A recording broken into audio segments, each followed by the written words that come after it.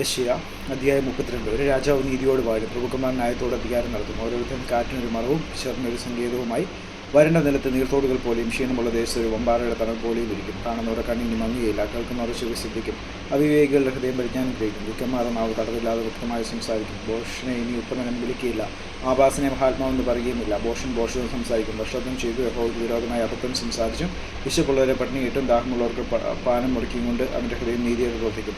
ആഭാസൻ്റെ ആയുധങ്ങളും ദോഷമുള്ളവ. ദർഭൻ ന്യായമായി സംസാരിച്ചാലും എളിയവരെ വ്യാജവാക്കുകൊണ്ട് നശിപ്പിക്കാൻ അവൻ ദുരുപായങ്ങളും നിരൂപിക്കുന്നു. ഉത്തമനോ ഉത്തമ കാര്യങ്ങളെ ചിന്തിക്കുന്നു, ഉത്തമ കാര്യങ്ങളെ അവൻ ഉറ്റുനിൽക്കുന്നു. സ്വയമായിരിക്കുന്ന സ്ത്രീകളെ എഴുന്നേറ്റിന് വാക്ക് കേൾപ്പിൻ, ചിന്തയില്ലാത്ത പെണ്ണുങ്ങളെ എൻ്റെ വചനം ശ്രദ്ധിപ്പിൻ. ചിന്തയില്ലാത്ത പെണ്ണുങ്ങളെ 2 ആണ്ടും കുറേ നാളും കഴിയുമ്പോൾ നിങ്ങൾ നടുങ്ങിപ്പോകും. മുന്തിരിക്കൊയ്ത്ത് നഷ്ടമാകും, ഫലശേഖരം ഉണ്ടാകുകയുമില്ല.